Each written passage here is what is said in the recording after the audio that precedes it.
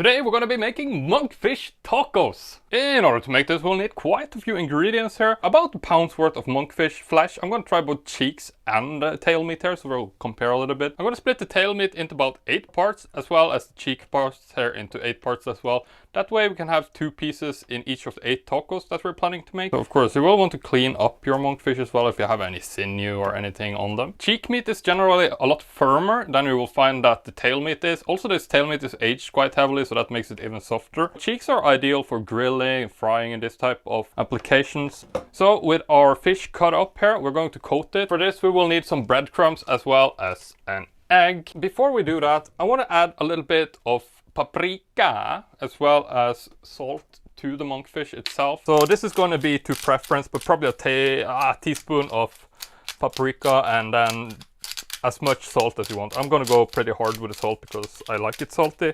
And this is smoked paprika. That's probably gonna be best to get that kind of Mexican taco flair on it there. But I mean, if you don't have smoked, then regular. Next up, let's take our egg and break it into a little container here. We're gonna be coating the monkfish with egg. Whisk it up here a little bit. And let's dump all our monkfish into here and make sure it's all coated. Next, we're also gonna be adding oil to our pan and we can start to heat that up. So we're going to fry all the fish here next. We just need that to heat up in the meanwhile. So we're going to coat our monkfish in some breadcrumbs or panko. To be honest, I didn't have any, so I just took some bread and dried it in the oven. Then I blitzed it up here, as you can see. Though the next thing we're going to do here is place it on something flat. I think just a regular plate is going to be the easiest of all here. And then we're going to take our monkfish and we're going to coat it in the breading. Make sure you get all the sides. And now this is ready to go onto the pan. So this is going to cook for about 10 minutes in total. And I don't know how, but we were able to fit every single one of those pieces onto here. So now we're going to grill it for about 10 minutes or so. So I'm thinking that we're going to turn them around and make sure that all the sides are nice and brown. Alright, so I've been turning these around for about 7 or 8 minutes now and they're starting to look quite nice. I'm trying to make sure that all the little nooks and crevices are crusty from the breading. Looking quite good so far, I think. Right, so it's been about 10 minutes and these things are looking beautiful and done. I'm going to turn off the heat here and we're going to place this a little bit to the side for now. And then we're going to be cutting up salad. Dun, dun, dun. Alright, so for our chopping, we're going to use about 200 grams worth of cabbage. Now, recipes I found recommend the red cabbage, but I only have this. So we're also going to use about 2 of these heart lettuces and 4 whole onions, as well as a paprika.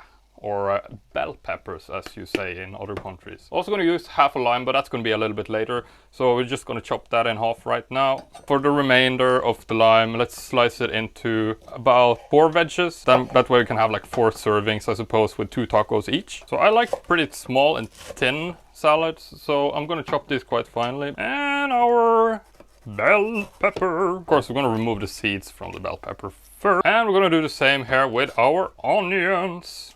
Alright, so we have all our stuff chopped up nicely here. Now you could add coriander in here as well if you would like to. Personally, I'm not the biggest fan of coriander, but I might add just a tiny bit on the top of the tacos just to test it out. Probably a good idea if you're going to serve this to other people as well, in case they don't like it. In any case, let's start to assemble this salad. So I put it all the vegetables and stuff into this huge bowl. We're also going to be adding about 2 tablespoons worth of either sour cream, or you could probably use creme fraiche or even Greek yogurt would probably work fine here as well. So in addition to these 2 tablespoons, we're also going to be adding that half lime that we cut and put to the side earlier. Squeeze that in there. And then we're going to toss the salad. And we're ready to assemble the tacos. So first we're going to go in with our sour cream at the bottom again. We're going to pop that salsa in here. I love the taste of salsa, going in with a nice strip of that as well. After this we have our beautiful salad that we made earlier. And let's not forget the main ingredients, our beautiful monkfish, as well as just a strip of hot sauce. I'm using sriracha, as that's the only one I have. I actually went to the city sriracha in Thailand once, drove through it. Kind of a Japanese inspired town. Anyway, I'm mumbling.